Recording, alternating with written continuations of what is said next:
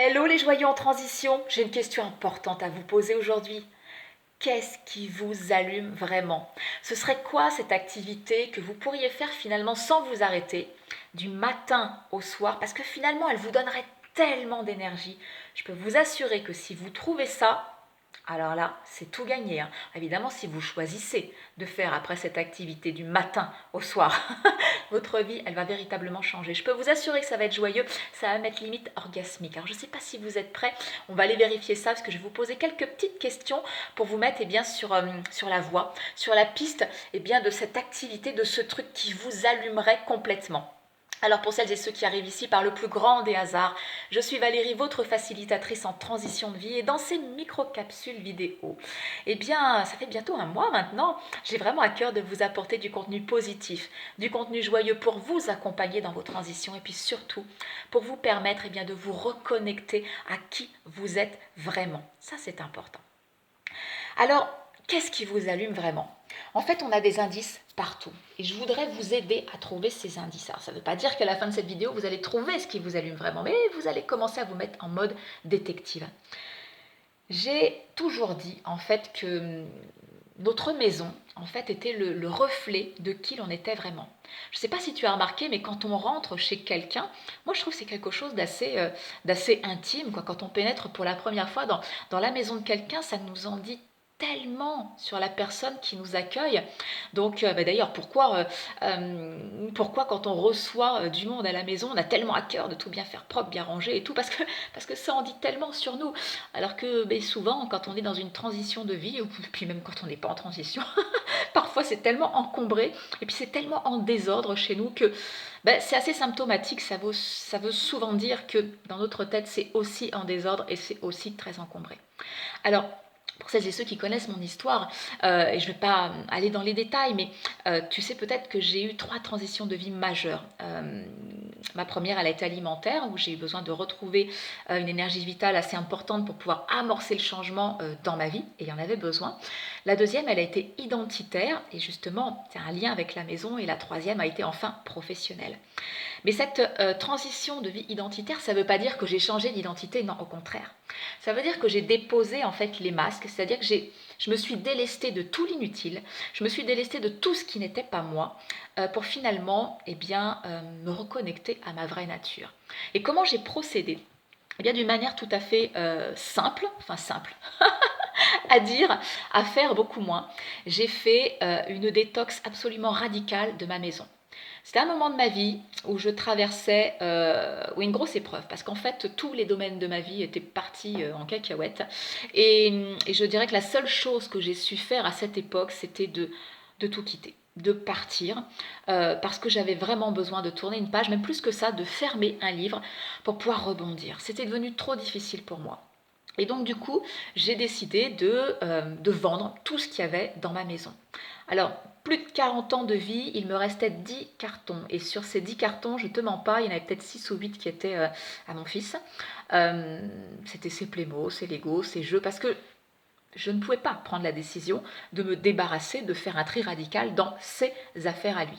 Donc t'imagines, il devait me rester 2 ou 4 cartons d'affaires vraiment à moi.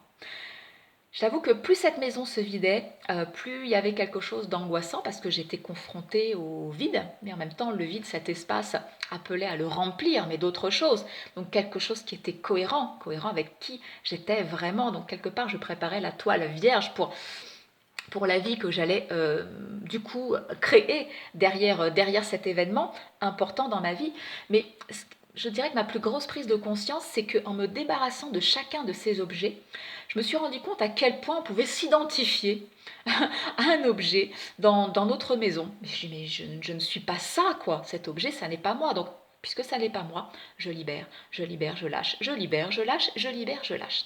Et il y a quelques objets, en effet très très peu, tu vois, 2 ou 4 cartons, très peu d'objets dont j'ai pas pu me débarrasser parce que ça, je dirais que dans la fonction, dans l'esthétisme, dans l'histoire qu'avait l'objet, j'ai dit non mais ça, je ne peux pas m'en débarrasser parce que ça, hey, ça raconte tellement de choses de moi. Donc ça, je le garde. Ok, là je me reconnais là-dedans. Donc j'aimerais déjà que tu ailles faire un petit tour dans ta maison, dans ton lieu de vie, et que tu ailles regarder justement ces objets qui comptent vraiment pour toi. Si tu pouvais faire une liste de 10 objets là dans ta maison, pas plus, 10 objets déjà, qu'est-ce qu'ils racontent de toi? C'est précieux comme enseignement, c'est très précieux.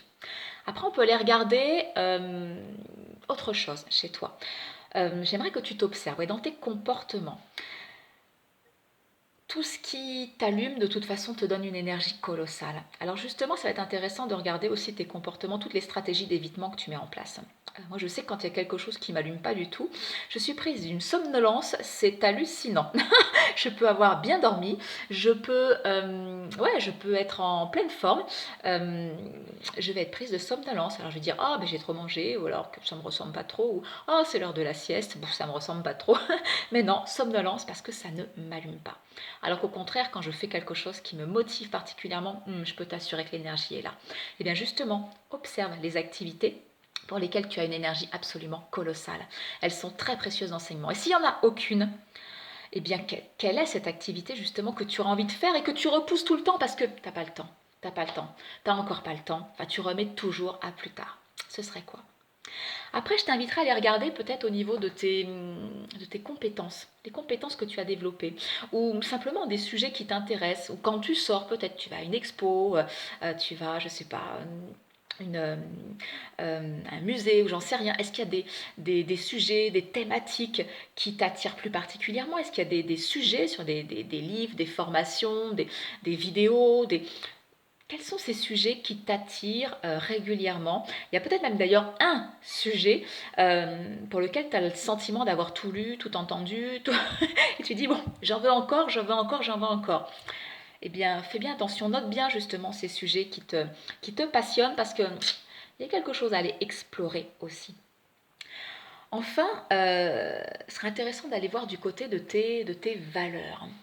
Alors, je ne sais pas si tu te rappelles cette vidéo que j'avais faite justement pour toi où je te demandais si tu avais trouvé ton pourquoi. Alors, il y a le pourquoi en un mot qui est en effet en lien avec tes croyances et le pourquoi en deux mots qui va te permettre de mettre en lumière justement tes valeurs. Les valeurs, ce sont une vraie boussole. On prend toujours des décisions justement en fonction de nos valeurs et je dirais même que selon la hiérarchie, je dirais, de nos valeurs, eh bien, nos décisions ne seront pas les mêmes. Et donc, forcément, notre destination, notre destinée, notre vie sera tout à fait différente. Alors, c'est intéressant d'aller regarder justement quelles sont tes valeurs, quelles sont tes croyances, en quoi tu crois fondamentalement. Et à partir de là, justement, tu vas avoir des éléments de réponse sur ce qui t'anime profondément. Moi, par exemple, je peux te donner un exemple, parce qu'on commence à rentrer dans quelque chose peut-être d'un peu conceptuel. Dans la maison, c'est très pragmatique, on parle d'objets, mais là, croyance, valeur. Moi, je sais que dans mes valeurs, j'ai le respect, mais le respect du vivant. Donc le respect du vivant, forcément, c'est en lien avec le respect de notre planète, de l'environnement naturel, mais le respect du vivant aussi en soi. Car notre vraie nature, elle est vraiment là, quoi. Est-ce que je la respecte? Qu'est-ce que je fais pour la respecter? Ou est-ce que, au contraire, je vais éteindre à petit feu qui je suis vraiment et puis traverser ma vie en ayant des regrets, en arrivant au bout? Non, ça ne me ressemble pas. Donc finalement, cette valeur, je dirais, de respect, dans mes croyances, elle est liée à quoi? Elle est liée au fait que je crois fondamentalement qu'on a tous quelque chose d'unique, de merveilleux et de lumineux, justement, à révéler au monde, à faire émerger, déjà pour notre épanouissement personnel. Si on est arrivé sur cette terre, si on s'est incarné sur cette terre, pour moi, c'est qu'on a tous un rôle, une place à prendre.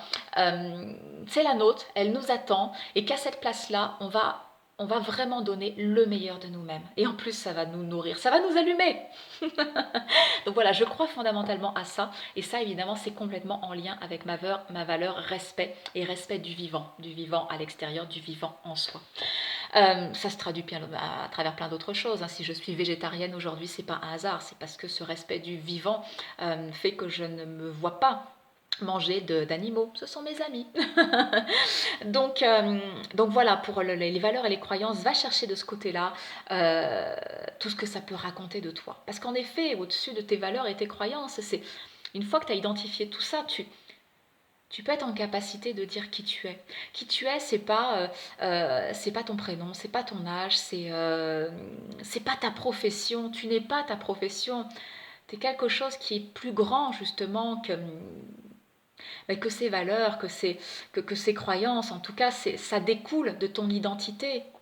Je sais pas, tu sais, souvent on pourrait dire euh, c'est amusant, je sens que ça me pousse à te partager quelque chose. Tu vois que j'ai encore du mal à partager. Je suis sur le chemin avec toi, j'arrête pas de le dire, je crois, dans chaque vidéo, mais c'est parce qu'en ce moment je traverse justement, c'est encore une petite transition dans laquelle j'avance. Peut-être pour ça que je te le dis autant, je suis sur le chemin avec toi, mais il y a de ça il y a de ça presque un an maintenant. Je me suis réveillée un matin. Ou je sais plus, c'était dans une méditation et il y avait cette petite phrase qui me trottait dans la tête, c'était je me souviens de qui je suis. Je me souviens de qui je suis. Et derrière ce je me souviens de qui je suis, j'avais des images en effet de nature, de femmes sauvages. Je me souviens de qui je suis aussi, ça m'a fait penser, alors j'ai un rapport à l'époque, la Renaissance qui est particulier. Donc ces femmes sorcières me fascinent, ce sont des femmes qui avaient une connaissance justement du végétal. J'ai une formation de botaniste quand même. Donc c'était les femmes qui en effet avaient une connaissance du végétal, qui avaient la capacité justement de soigner.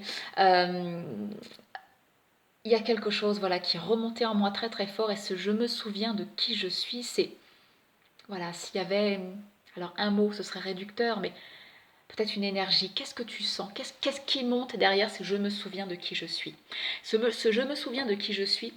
Moi, j'ai pu le mettre à jour et je l'affine de jour en jour. En tout cas, je le vis de plus en plus chaque jour grâce à l'ikigai. C'est un outil extraordinaire parce que, enfin, surtout, ça s'adresse à n'importe qui, mais je dirais que quand tu as des centres d'intérêt multiples, quand tu as des compétences qui sont variées, diversifiées, au bout d'un moment, tu te dis, mais c'est quoi le lien entre tout ça, quoi? C'est quoi mon fil rouge?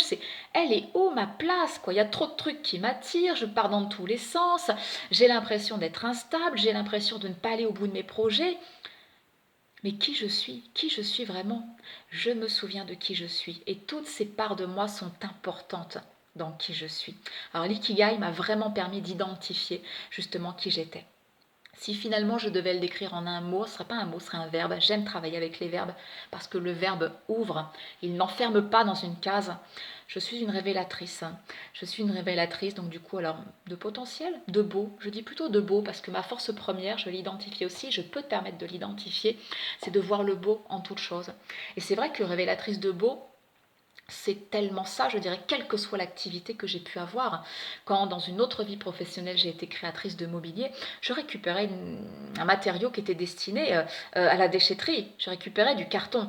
Mais cette matière, je voyais ce qu'elle avait au cœur d'elle-même, je voyais son potentiel. Et j'en ai fait du mobilier de style Louis XVI. Si c'est pas révéler le beau, aujourd'hui, quand je te vois, quand tu arrives avec toutes tes peurs, toutes tes croyances, toutes tes limitations, et qu'on commence à travailler ensemble, je dis mon Dieu, mais que cette personne est belle. Mon Dieu, ce qu'elle a à proposer, pourquoi elle ne le fait pas, quoi? Alors on va aller creuser justement, qu'est-ce qui l'empêche d'offrir le meilleur d'elle-même dans ce monde qui en a tant besoin. Le monde a besoin de personnes joyeuses, tellement, tellement. Alors, quand je vois, je dis, je vois tout le beau qu'il y a en toi justement, et à travers les outils que je peux te proposer, eh bien, je suis encore une révélatrice de beau. Donc si je devais me définir, je dirais dans mon identité, c'est ça. Je suis une révélatrice de beau. Et toi, qui tu es finalement? Donc essaye de te souvenir de qui tu es. Très important. Elle est douce cette question. Après, en effet, qu'est-ce qui t'allume véritablement aujourd'hui? Elle est douce cette question. Et puis au-delà de ça, alors tout le monde ne se sent pas concerné, mais il y a quelque chose de plus grand encore, en effet, qui nous dépasse, hein. Ça touche à la spiritualité. Et moi, c'est vrai que je sens que je fais partie de quelque chose de plus grand que moi encore. Je ne suis qu'un grain de sable. Alors certes, je fais ma part, je prends ma place, mais, mais ce que je fais au quotidien s'inscrit dans quelque chose qui est plus grand et qui est merveilleux, qui est tellement beau aussi. Vous avez observé en fait notre univers, ces saisons qui s'enchaînent inlassablement, ces lunaisons qui s'enchaînent aussi, et puis toutes ces énergies finalement qui nous accompagnent, des énergies ascendantes, des énergies descendantes. Et la vie, c'est pas un électroencéphalogramme plat, hein, ça monte, ça descend, ça monte, ça descend, c'est ça qui nous fait grandir quelque part. Et Et moi, je crois fondamentalement justement qu'on fait partie justement de cet univers, de ces univers, qu'il y a vraiment quelque chose de plus grand que nous, qui nous dépasse et dans lequel on s'inscrit. Et ma spiritualité, en fait, est complètement en lien justement avec les lunaisons, les saisons, le monde végétal, on va dire dans ce cadre plus grand que nous, mais plus proche que nous sur notre planète Terre. Donc voilà, essaye de regarder, de te poser des questions, tu vois, sur ces différents niveaux, et ça devrait te mettre sur la voie de ce qui est fondamentalement important pour toi. Tu devrais commencer à avoir des pistes sur ce qui t'allume vraiment. En tout cas, je peux t'assurer que là, depuis quelques jours, je travaille sur un truc qui m'allume, mais alors profondément. Et je me souviens de qui je suis, a pris forme. Donc je vais t'en parler très très prochainement. Mais j'ai très envie de fédérer justement une communauté de femmes créatives, audacieuses, ambitieuses aussi, de femmes sauvages, de femmes oui, qui ont un lien très particulier justement au monde végétal, au vivant, qui sont très sensibles justement à l'énergie des lunaisons, qui ont envie de vivre justement en accord avec les saisons, qui ont peut-être marre justement de vivre selon les dictates. Là c'est l'hiver, on n'a pas envie de courir dans tous les sens, on a envie d'hiberner, on a envie d'entrer en introspection, on a envie... C'est à ça que j'appelle, c'est... Ouais, c'est à ça que j'appelle, et parce que ça me touche, parce que ça me parle, et je sais que ça touche un certain nombre de femmes autour de moi. Donc j'ai envie de créer une communauté justement de femmes dans lesquelles on pourrait avancer ensemble chaque semaine pour justement aller identifier, eh bien, qui tu es vraiment, et que ce qui tu es vraiment puisse s'exprimer dans le respect du vivant, évidemment, du vivant qui nous entoure, mais du vivant en toi, et qu'il puisse s'exprimer aussi bien, en suivant ce rythme merveilleux qui nous accompagne perpétuellement à chaque saison et au travers de chaque lunaison. Bon, je t'en reparle. Déjà, je te laisse avec ces quelques questions et va chercher ce qui t'allume vraiment. C'est un truc de malade. Je t'embrasse et je te dis à demain.